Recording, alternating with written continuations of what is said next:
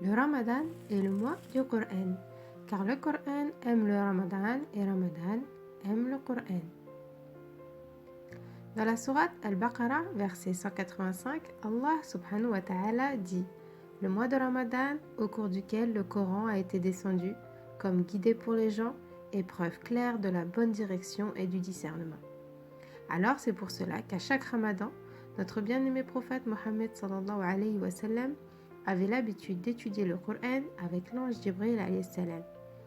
Nous devons donc nous aussi nous rapprocher du Coran durant ce mois spécial pour pouvoir comprendre ce qu'Allah nous demande de faire et de ne pas faire dans notre vie quotidienne.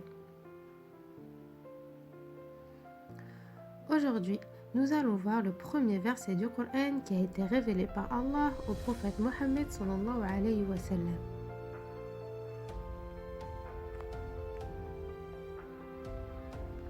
Dans son enfance, le prophète Mohammed sallallahu alayhi wa sallam était quelqu'un qui appréciait la solitude et le calme pour pouvoir méditer sur la création d'Allah, et il cherchait à connaître qui avait créé tout ce qui l'entourait.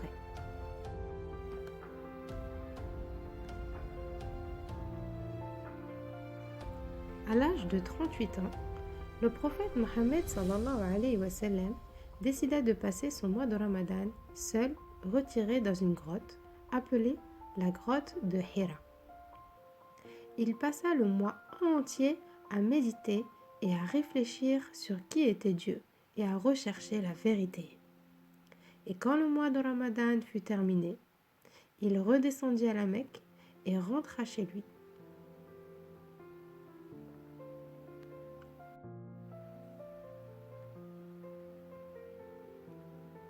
Puis, l'année suivante, il retourna à la grotte de Hira pour y passer le mois de Ramadan. Jour après jour, il se retirait de plus en plus souvent à la grotte de Hira. Le troisième Ramadan, alors qu'il était âgé de 40 ans, plus exactement la 21e nuit du mois de Ramadan, juste avant le lever du soleil, quelque chose d'extraordinaire arriva. Allah lui envoya la toute première révélation du Coran. Alors que le prophète Mohammed sallallahu alayhi wa sallam était en pleine méditation, l'ange Jibril alayhi salam se présenta devant lui et lui dit: lis. Et notre bien-aimé prophète sallallahu alayhi wa sallam eut peur et il lui répondit qu'il ne pouvait pas lire. Alors l'ange Jibril alayhi salam le saisit très fort, si bien qu'il ne pouvait presque plus respirer, puis il le relâcha. Et il lui répéta: lis. Et le prophète Mohammed sallallahu alayhi wa sallam lui répondit encore une fois qu'il ne savait pas lire.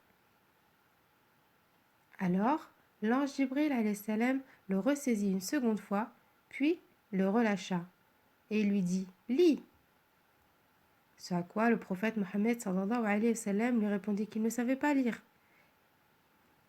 L'ange Jibril alayhi salam le saisit une troisième fois, puis le relâcha et dit: lis par le nom de ton Seigneur qui a créé l'homme d'une adhérence.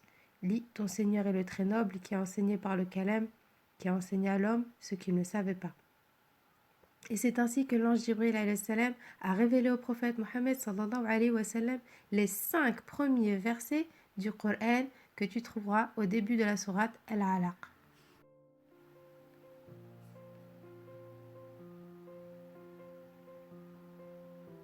Allah subhanahu wa ta'ala nous a offert le Coran pour que nous puissions vivre en paix dans la société.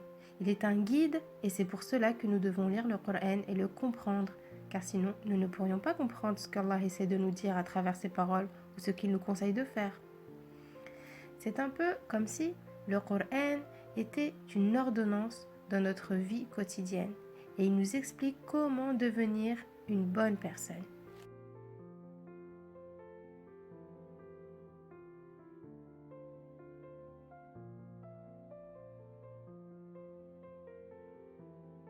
Imagine qu'une personne est malade et que le médecin lui remet une prescription avec toutes ses recommandations à suivre pour guérir.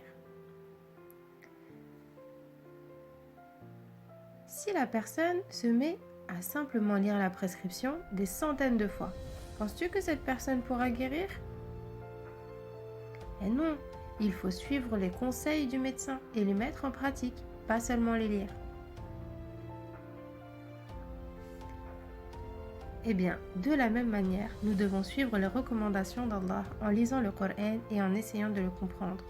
C'est ainsi que nous pourrons vraiment profiter de ce livre sacré.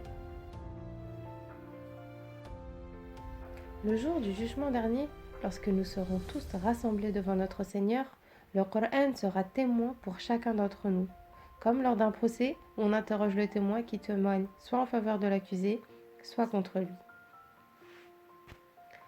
D'ailleurs, on apprend dans la sourate Al-Furqan que le jour du jugement dernier, le prophète sallallahu alayhi wa sallam dira « Seigneur, mon peuple a vraiment pris ce Coran mahjouran », ce qui s'y rapporte à quelque chose de délaissé, quelque chose d'oublié, abandonné, quelque chose dont on s'est éloigné.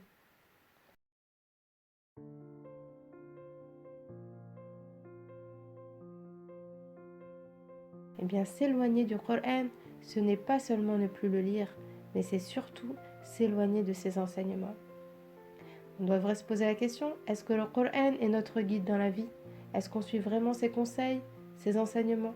Est-ce qu'on veut vraiment le changement auquel il nous invite? Eh bien, Ramadan est le meilleur moment pour recréer du lien avec ce livre sacré, car c'est justement le mois du Coran. Qu'Allah puisse nous permettre de comprendre ses paroles et qu'il fasse entrer le Coran dans nos vies et dans nos cœurs.